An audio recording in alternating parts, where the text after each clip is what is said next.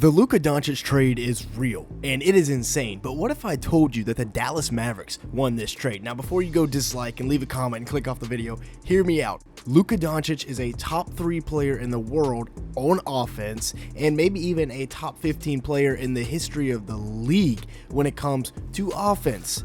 But Nico Harrison, the Mavs GM, believes that defense is what wins championships. He's old school, right? And Luka couldn't guard my grandma in a phone booth. Okay, this man is top 3 offensively. He's not even top 300 on the defensive side of the ball. So what do? They decide, all right, we're going to go in around Kyrie. Yes, they bring in a couple aging superstars with Kyrie about to be 33, AD is about to be 32. But hear me out, this could be a great trade. This year, Anthony Davis is having one of the best seasons of his career. He stayed healthy, and he's playing really, really good basketball. And when he is paired with another shot blocker where he can play the 4 and roam around kind of in the free safety role, that's when he's at his best. That's what he gets here in Dallas. He's averaging 25.7 points a game, 12 rebounds, 3.5 assists, 2.1 blocks, and 1.2 steals per game this year as a Laker, and was playing really, really good basketball. Shot 53% from the field, 30% from threes, not great, but he's never really been that much of a three-point shooter. Compared to Luka, who's averaging 28.1 points, 8.3 rebounds, 7.8 assists, 2 steals in 36 minutes on 46% shooting from the field, 36% from 3. They're honestly a lot more similar than you may think. Luka is averaging 6 less points per game than he was last year, not playing as good. And AD's played in 20 more games. Now, yes, AD is almost 32, whereas Luka is 25. But still, I think Anthony Davis paired up with Daniel Gafford and Derek Lively can be really good. Let's take it back to 2020, where Anthony Davis finished second in Defensive Player of the Year voting, and his versatility was at an all-time high. Dwight Howard was taking care of the centers in the post, letting Anthony Davis showcase his versatility, like right here, where he sticks with Rui Hachimura and just absolutely blows that play up. Now, once again, showing his versatility, and you run the pick and roll to try and get the mismatch. Anthony Davis, there's no mismatch. He is the mismatch defensively as a defensive playmaker.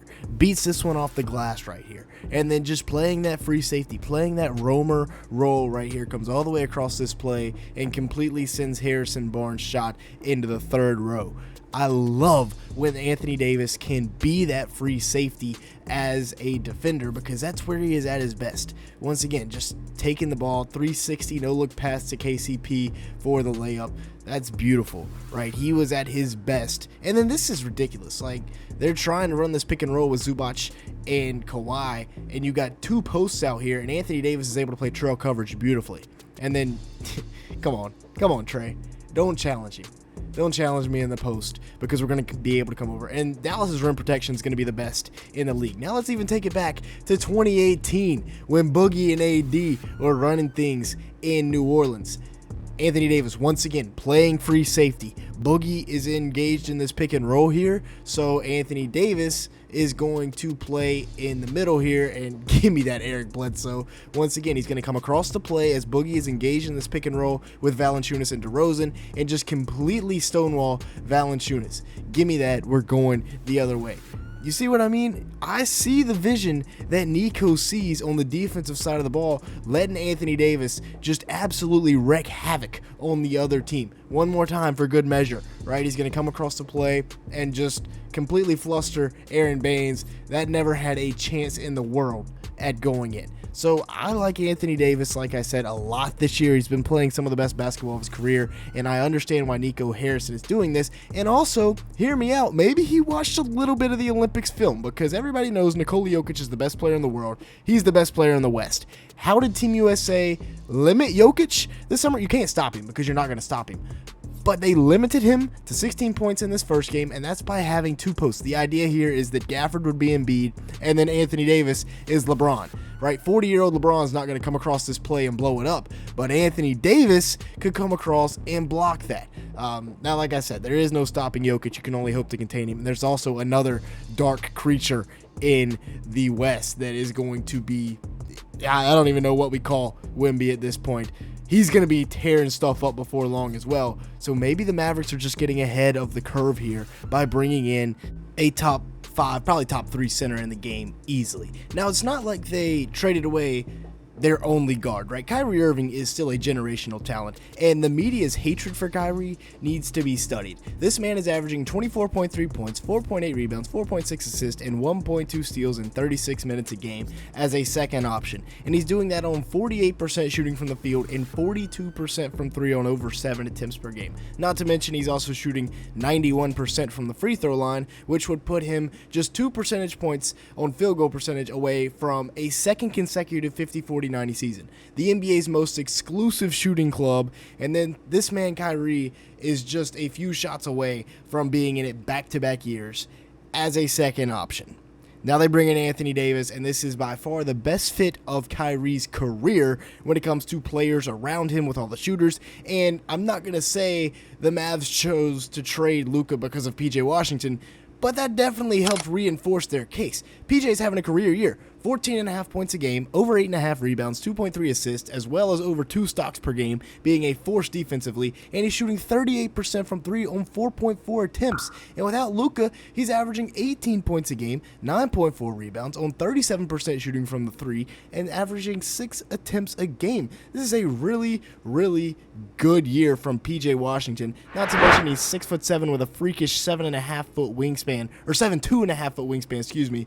PJ Washington is having a career year, and that helps the Mavs out even more building around Kyrie and AD.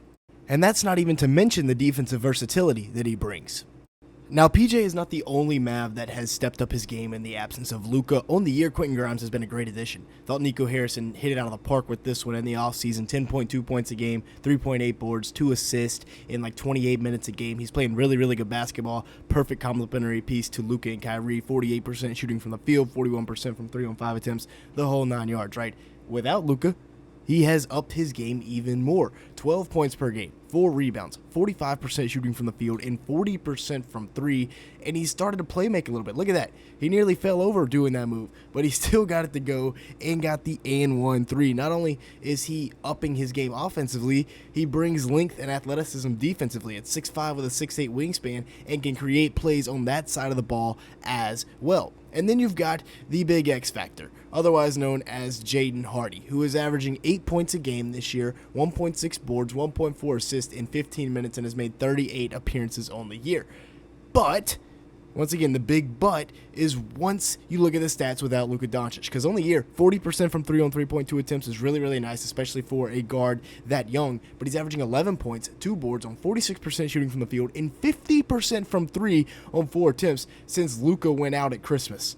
Those are really, really good numbers and really exciting numbers for a Mavs squad that needs their depth to step up. They also have Klay Thompson, and then Dante Exum just came back he played a second game today against the Cavs in which the Mavericks tried to go out and get a 77-point loss in honor of Luka Doncic. But then the big sleeper in this trade that nobody's talking about is Max Christie. Right, he's averaging 8.5 points a game, 2.1 rebounds, 1.4 assists in 26 minutes a game as a 21-year-old playing in Los Angeles. He started like the last 20 games of the year in that Lakers lineup, 44% shooting from the field, 37% from 3 on 4 attempts as a 21-year-old with plus length defensively is really, really exciting. This Mavs team has a whole bunch of prototypical modern wings. Look at the defense. Great instincts right there, playing trail coverage. And then he's going to great double on Cade Cunningham right here, getting the steal, getting it up to LeBron James. And, yeah, I like this trade for the Mavs. I honestly do. I don't know if you were ever going to win a championship with Luka because he's a cone on defense like we said. But with that being said, that's going to be it for today's video. Thanks so much for watching. Make sure to hit the like button. Leave me a comment down below and that subscribe button. We're looking for 300 likes on today's video. And with all that being said, thanks so much for watching.